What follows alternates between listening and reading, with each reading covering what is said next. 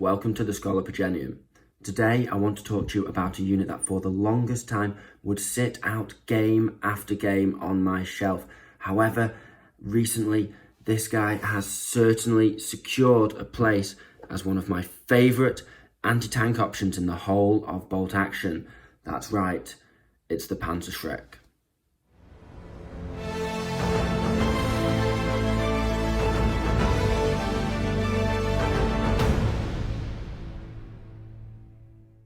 First of all, let's have a brief glance over the history of the Panzerschreck.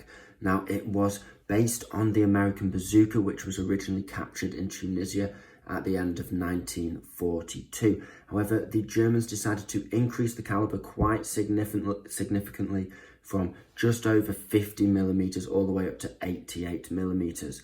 Now, one of the reasons for this was they were already producing 88 millimeter rockets, although they had to adapt the motor housing slightly for a much more complex small artillery piece that fired rocket-propelled projectiles. However, it was a lot more accurate but a lot more complicated to build than essentially a metal tube with an electric firing device.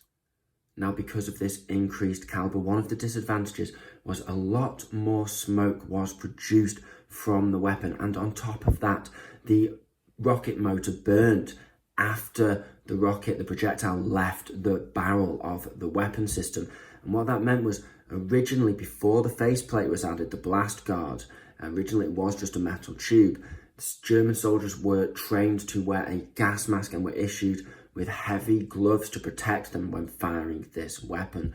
And obviously, even more so than the bazooka, soldiers would have to reposition due to the massive signature that they would make on the battlefield from the huge amount of smoke. However, the benefits were, of course, the massively increased capabilities when trying to knock out tanks using a Panzerschreck over the original bazooka. And German troops, although they were trained to shoot Allied armour in the side at close range within around 90 metres, this weapon system could knock out Allied tanks from all angles with a lucky shot. So an incredible piece of kit that was produced in massive numbers throughout World War II from 1943 all the way to the end of the war. The rules for this weapon system in bolt action are very simple. It is a two-man weapons team, and at regular it will cost you 80 points, and for veteran a whopping 104 points for a simple two-man squad. And what do you get for your points?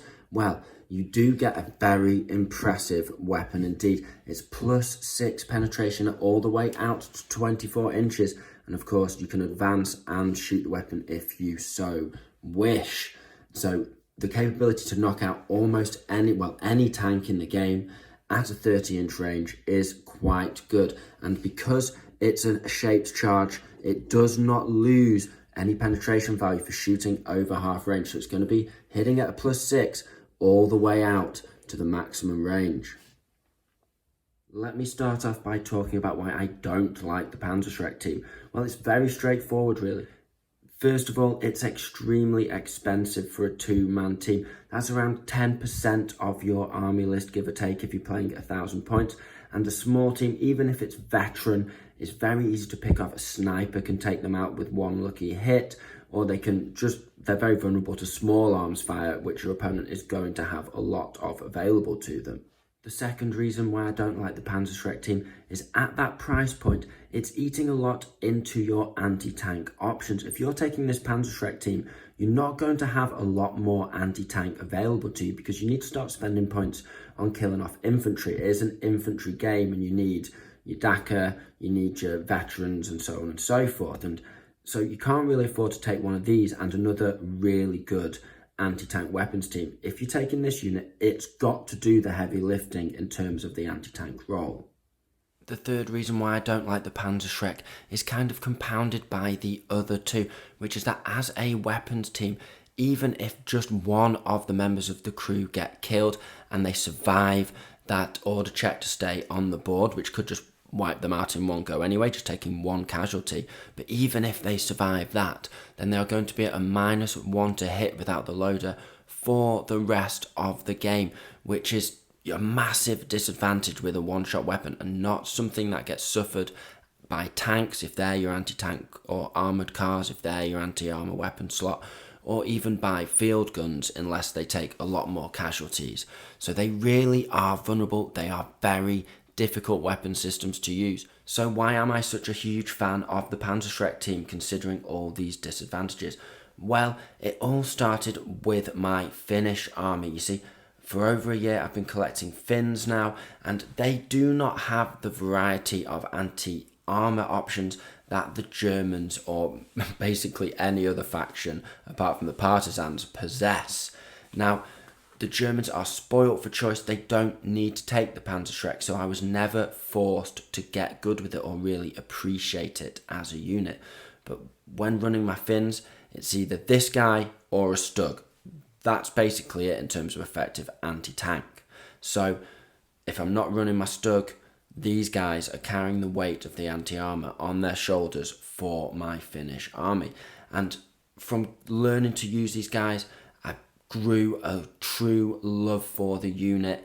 And it's really, Shrek Jitsu in my mind. It's a real art that you've got to learn. And I'll be the first to hold up my hands and admit that I push these guys too far still.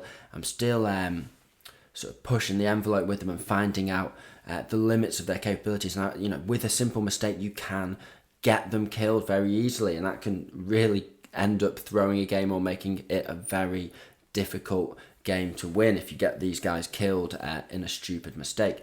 But nonetheless, I've been using them with my Germans as well ever since, and I really cannot recommend these guys enough. If you're a Hungarian player as well, you can use the Panzerschreck team. But really, give this thing a go.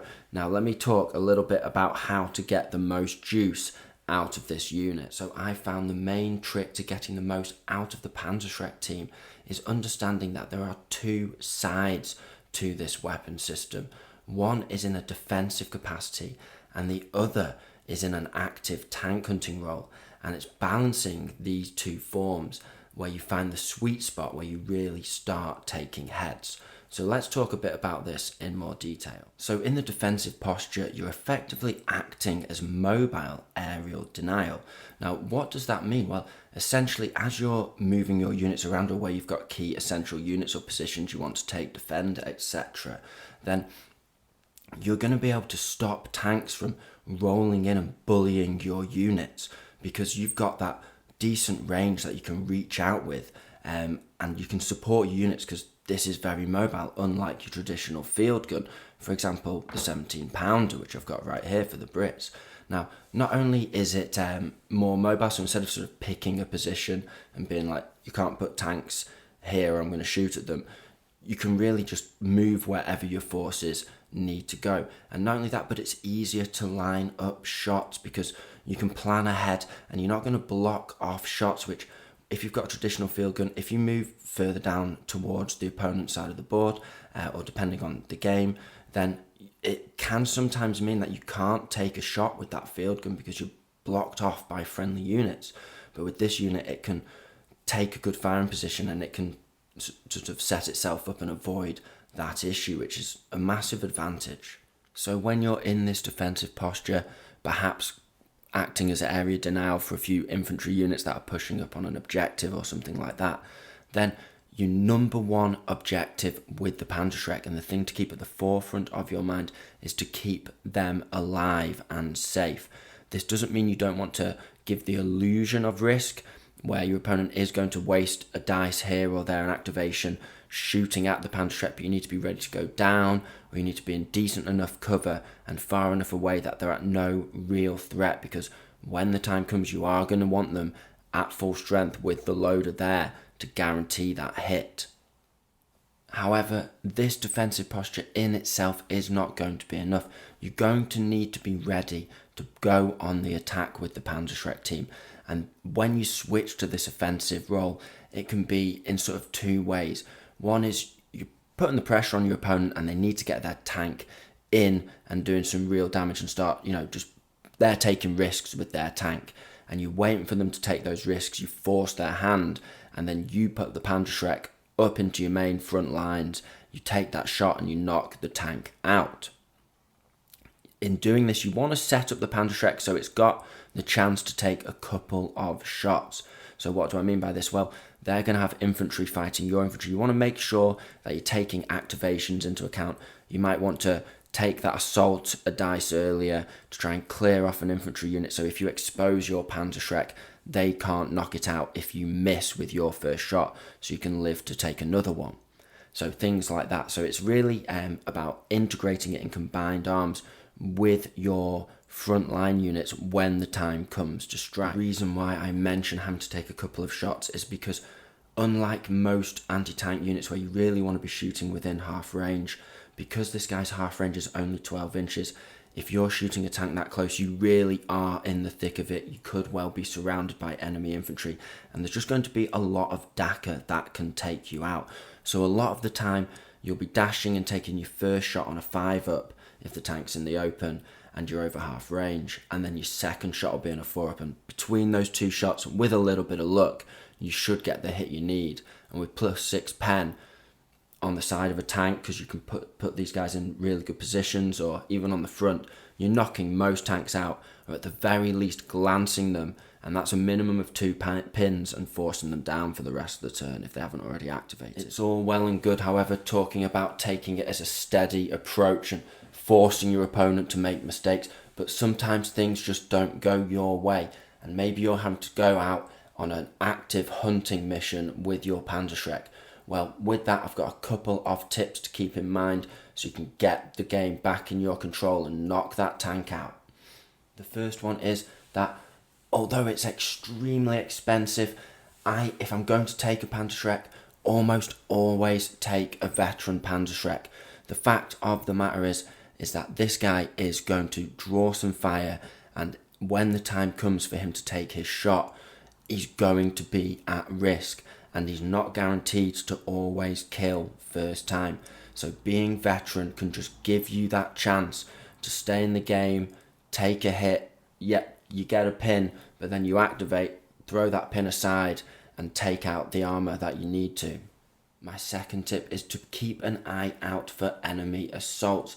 If you're pushing this guy up into the infantry lines, ready to try and strike out at tanks, then you can easily stumble within 12 inches, and it's very easy to take this guy out even with a small and already battered infantry squad, because they've only got 2 attacks.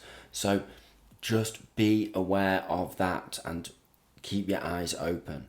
My third tip is somewhat counter to the general advice I've given so far about keeping this guy alive at all costs and just being careful with him so he gets the chance to take that shot. And it is that when the opportunity arises, you really can't be afraid to take it. It's, too late turn 5, turn 6 to knock out that tank that's already rolled through and annihilated half of your forces. You've got to know when this is the best chance you're going to get. You've got to take that shot. You've got to take that chance. And hopefully, if it doesn't come off, have a plan to sort of keep him alive with other units for another chance to take another shot. But if you're just being cagey and skulking around all game and your opponent's bullying you with a tank, then you may as well have not taken this guy. He's got a +6 pen, and you've just got to rely on the dice going the way that they should. My final tip with this guy, and one of the main reasons why I love this unit, is because it's very capable of taking out multiple armoured targets in the course of one game. As you guys know, it's a very popular tactic to take a couple of light vehicles, let's say armour 8 light tank, armour 8 or 7 armoured car, and then let's say you're facing Brits, you could even be facing a couple of Bren carriers at armour 7 on top of that. Now, with this guy's +6 pen, and with his ability to dash and reposition 12 inches with a run order, you can really get this guy up early, pop a shot, dash parallel to your lines just behind your infantry units, pop another shot, knock another unit out. And against light armour, just the ability to, so let's say it's an armour 8 tank, glance on an 8 up, or if it's an armour 7 armoured car, pen, or if it's in the side of a Stuart, pen on a 2 up, you're really likely to actually get double pens, which means you're knocking out these units on the first hit. Then you can dash off 12 inches, then you've got a 24-inch range, you pop another shot, you kind of have this 36-inch bubble in the middle of the board where you can just wreak havoc. And if your opponent is running light armor spam, then make hay while the sun shines, boys. That is the time to just go aggressive with this unit and just pop as many things as you can until he meets his end, his heroic end, one might say. On that note, I think I'll end this video. So I hope you found this interesting and entertaining. This has been the Scholar Progenium. Thank you very much for your time. Goodbye.